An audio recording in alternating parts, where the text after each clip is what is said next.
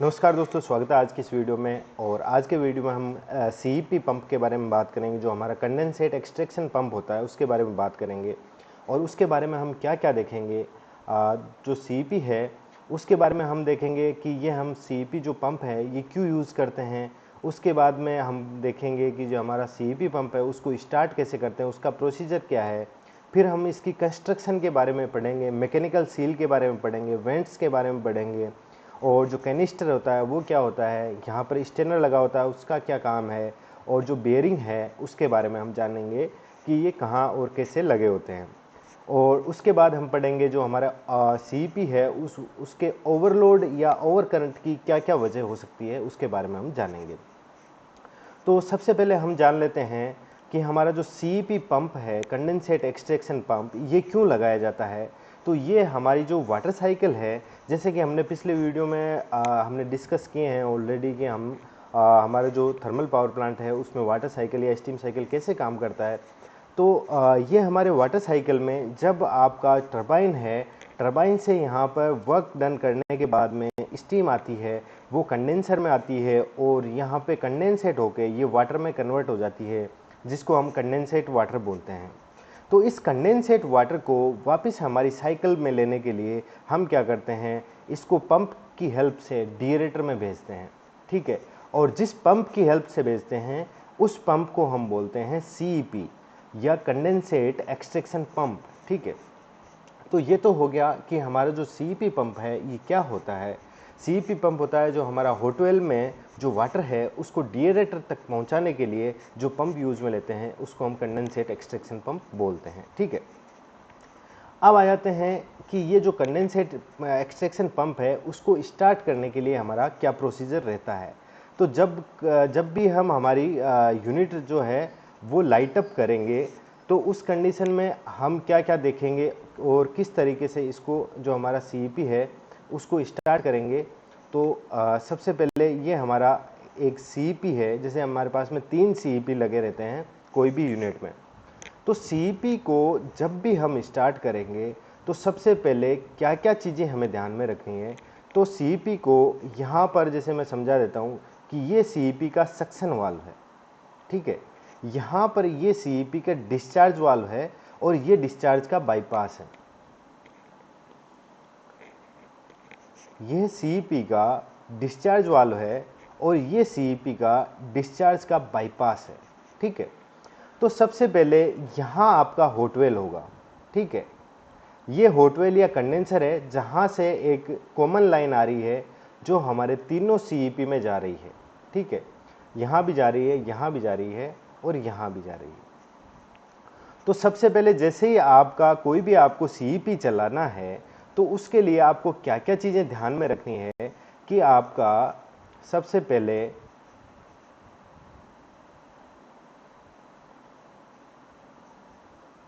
अगर आपको कोई भी चीज सीईपी है वो अगर रन करना है आपको,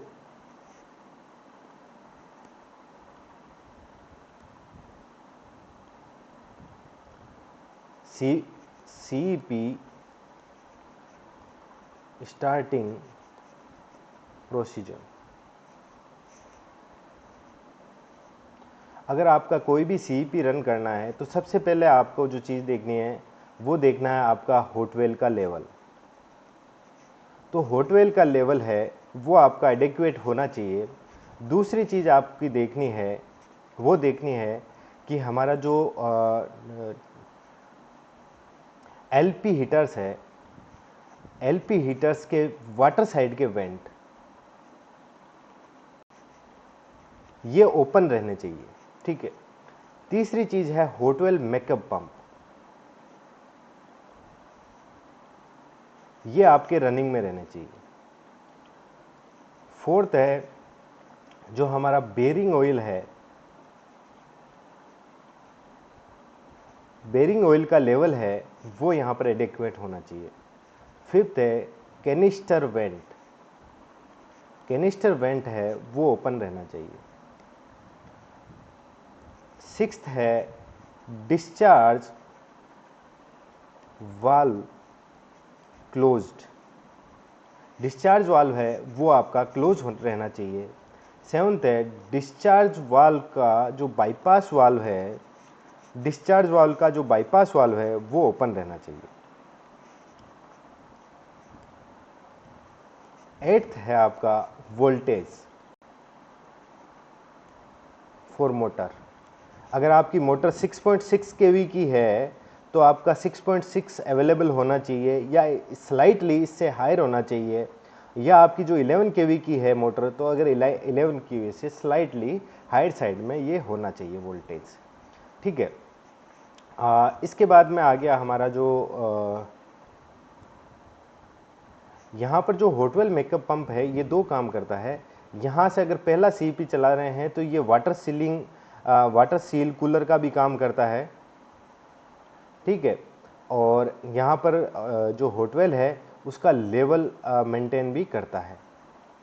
ठीक है, तो ये हो गया हमारा जो सीपी है, उसको स्टार्ट करने के लिए हमें क्या क्या चीज़ें जो है वो करनी पड़ेगी या क्या क्या परमिसिव है उसके बारे में हमने ये जाना है कि ये चीज़ें हमें देखनी है। ठीक है, अब आ जाते हैं सीपी पंप को जैसे आप स्टार्ट करोगे तो उसको यहाँ पर कैसे आप कमांड दोगे, तो उसके लिए सबसे पहले आपने यहाँ देखा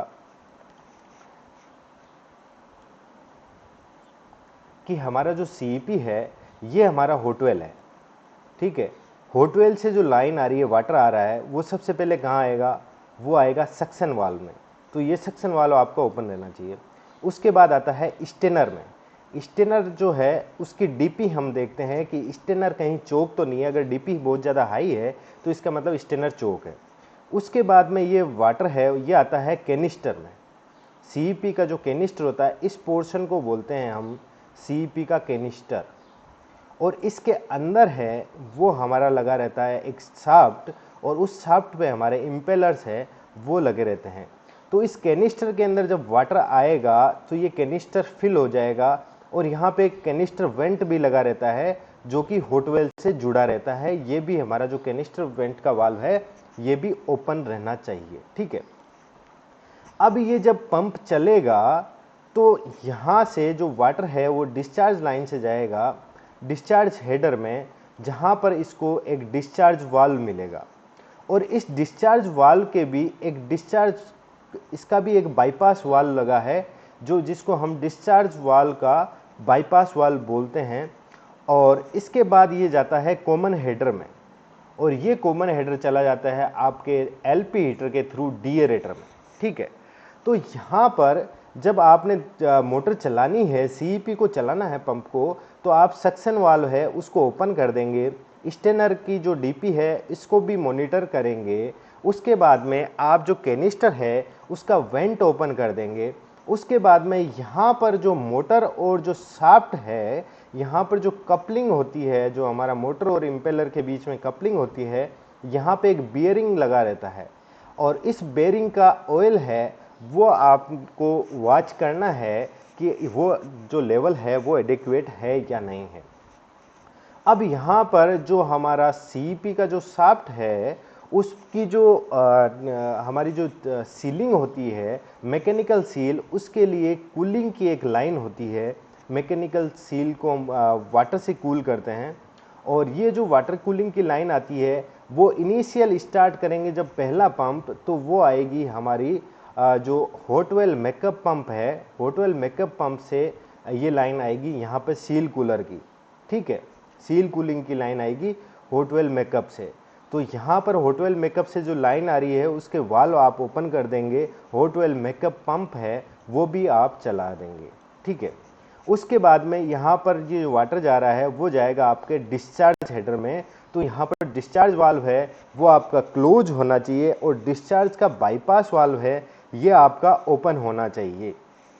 तो जब ये इतनी कंडीशन सेटिस्फाई हो जाती है कि पहला आपका है हॉटवेल लेवल एडिक्वेट है, दूसरा है सक्शन वाल्व ओपन है, तीसरा आपकी स्टेनर डीपी आपको वॉच करनी है, चौथा है आपका जो कैनिस्टर वेंट है वो ओपन होना चाहिए, पांचवा है जो वाटर सीलिंग है वो आपका जो है वाल्व वो ओपन होना चाहिए और मेकअप पंप रनिंग में होना चाहिए।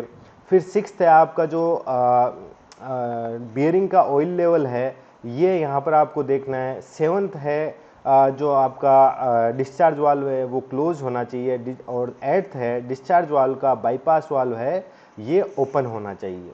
ठीक है, इसके बाद में आप मोटर को कमांड देंगे, तो मोटर को यहाँ पर जैसे यहाँ इस मोटर को कमांड देंगे तो यहाँ पर क्या होगा कि इस मोटर को जैसे ही आप कमांड दोगे तो यहाँ पर ये करंट आएगा।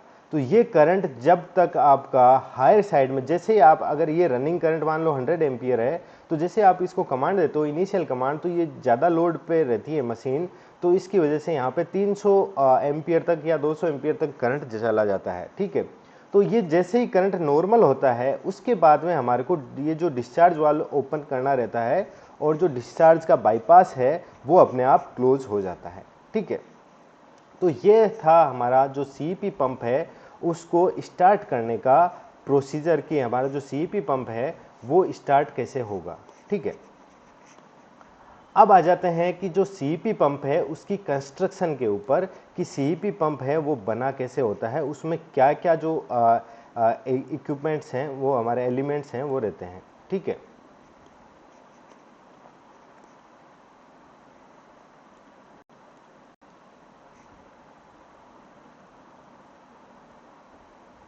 हम सिर्फ अभी एक सीईपी के बारे में देख लेते हैं कि ये सीईपी के अंदर क्या क्या चीज़ें होती है जो आपको वहाँ पर साइट पे आप जाओगे तो आपको दिखने को मिलेगी।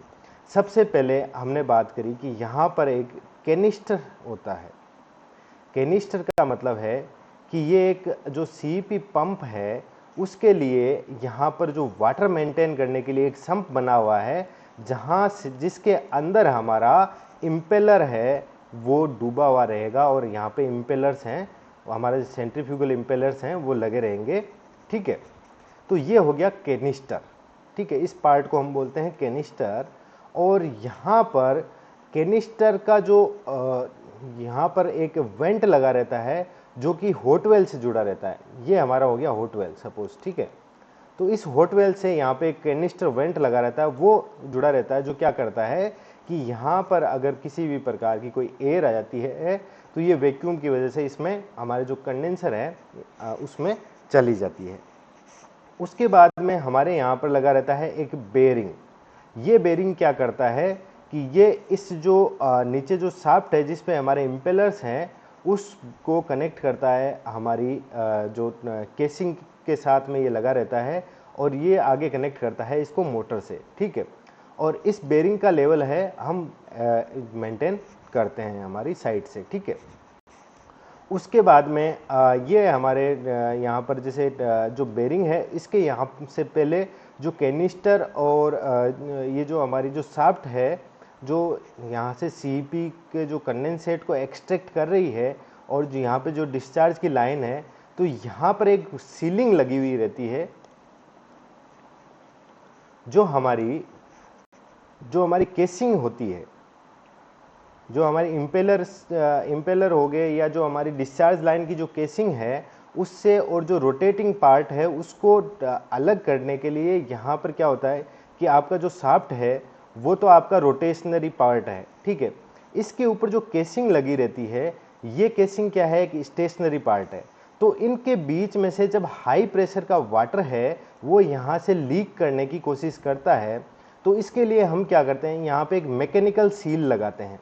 ठीक है, मैकेनिकल सील लगाते हैं तो क्या होता है कि ये मैकेनिकल सील कुछ इस तरीके के मटेरियल की बनी रहती है कि ये वाटर को नहीं जाने देती, लेकिन ये हीट है इसमें जनरेट होने लगती है। ठीक है, तो उसके लिए हम क्या करते हैं एक कूलिंग की लाइन लेते हैं और इस मैकेनिकल सील में एक वाटर की लाइन डाल देते हैं, और ये वाटर इसमें जो हमारी मैकेनिकल सील है इसमें लुब्रिकेशन का काम भी करता है और कूलिंग का काम भी करता है। और ये लाइन कहाँ से आती है, एक तो लाइन आती है ये हॉट वेल मेकअप पंप से, और दूसरा जब पहला सीईपी हमारा चल जाएगा तो इसकी डिस्चार्ज की लाइन से भी हम ये लाइन ले लेते हैं ताकि ये सेल्फ सीलिंग में आ जाता है। ठीक है, और तो उसके बाद में हमारा हो गया क्या, बेरिंग हमने देख लिया कि यहाँ पर एक बेरिंग लगा रहता है, ये मोटर है, और यहाँ पर इस मोटर की ये केसिंग है जिसमें यहाँ पर मोटर पर ही एक माउंटेड फैन रहता है। इस मोटर की किसी भी तरीके की जो कूलिंग है वो वाटर से नहीं होती है, यहाँ पर जो बेरिंग का जो ऑयल है इसकी कूलिंग के लिए ज़रूर एक वाटर की लाइन आती है। तो ये है हमारी जो सीईपी है उसका कंस्ट्रक्शन, कुछ इस तरीके से सीईपी का कंस्ट्रक्शन रहता है। अब दूसरी बात कर लेते हैं कि हमारा जो सीईपी है वो ओवरलोड कंडीशन में कब जाता है, कब हमें ध्यान में रखना है कि हमारा जो सीईपी है वो ओवरलोड कंडीशन में तो नहीं है। तो ये आ गया हमारा यूनिट का ओवरव्यू। ठीक है, इस ओवरव्यू में हम देखते हैं कि हमारा जो वाटर साइकिल है उसमें क्या होता है कि सीईपी का काम रहता है कंडेंसर से, ये हॉट वेल है, इस हॉट वेल से वाटर को लिया और कहाँ पे लेके जाना है, इसको डीएरेटर में लेके जाना है। ठीक है, यहाँ डीएरेटर में लेके जाना है। तो जब आप सीईपी चलाएंगे तो आपको यहाँ पे जो रिसर्कुलेशन वाल्व है, आरसी वाल्व, ये ओपन रहता है। यहाँ पे ये डीएरेटर लेवल कंट्रोल वाल्व है, ये क्लोज रहेगा। और ये बाकी सब कुछ मैंने आपको पहले वीडियो में बता ही दिया ऑलरेडी, क्या क्या ओपन और क्लोज रखना है। सिर्फ ये रिसर्कुलेशन वाल्व का आपको ये ओपन रखना है और यहाँ पे ये डिस्चार्ज वाल्व है, डीएरेटर लेवल वाल्व, ये क्लोज रखना है। तो जब सीईपी है वो ओवरलोड कंडीशन में कब जाता है उसके बारे में हम बात कर लेते हैं। हमारा सीईपी ओवरलोड कंडीशन में जब जाएगा,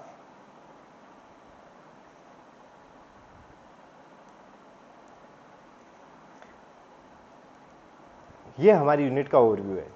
तो यहाँ पर सीईपी का काम है कि इस कंडेंसर में जितना यहाँ पर स्टीम आ रही है, सपोज यहाँ पर 1000 टन स्टीम पर हावर आ रही है, तो सीईपी का काम है कि 1000 टन स्टीम को डीएरेटर में वाटर को यहाँ डीएरेटर में डालना। ठीक है, यहाँ पे जब एचपी हीटर्स हैं ये जब आउट हो जाते हैं, एचपी हीटर क्या होते हैं कि यहाँ से हमारे पास में स्टीम है, वो टरबाइन से डायरेक्ट स्टीम इसमें आती है, ये रीजनरेशन सिस्टम का पार्ट होता है और इसकी जो ड्रिप है वो डायरेक्ट डीएरेटर में चली जाती है।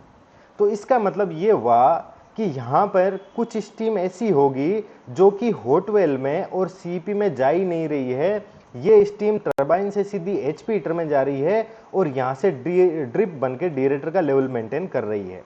लेकिन सीईपी ओवरलोड कब होगा, जब ये स्टीम इधर एचपी हीटर में जानी बंद हो जाएगी। तो ये अगर स्टीम इधर जानी बंद हो गई तो यहाँ पर अब 1000 टन की जगह 1500 टन आपका जो वाटर है, स्टीम है, वो कंडेंसर में जाएगी और जो सीईपी है अब उसको 1500 टन वाटर पर हावर है वो डीएरेटर में भेजना पड़ेगा। क्योंकि पहले क्या हो रहा था कि स्टीम एचपी हीटर में जा रही थी और उससे ड्रिप बन के डीएरेटर में ये 500 टन जा रहा था। ये जो 500 टन था ये पहले इधर एचपी हीटर्स में जा रहा था स्टीम और ये यहाँ से डीएरेटर में जा रहा था। लेकिन अब जैसे ही एचपी हीटर आउट हुआ तो ये 500 टन इधर ऐड हो जाएगा और ये सीईपी है आपके, ये ओवरलोड कंडीशन में चले जाएंगे। तो इसको अवॉइड करने के लिए आपको सबसे पहले तो मशीन को लो लोड पे चलाना है और दूसरी चीज़ आपको जितना जल्दी पॉसिबल हो सके एचपी हीटर्स को सर्विस में ले लेना है। तो ये था आज का वीडियो जो हमारा कंडेंसेट एक्सट्रैक्शन पंप पे था। Thank you.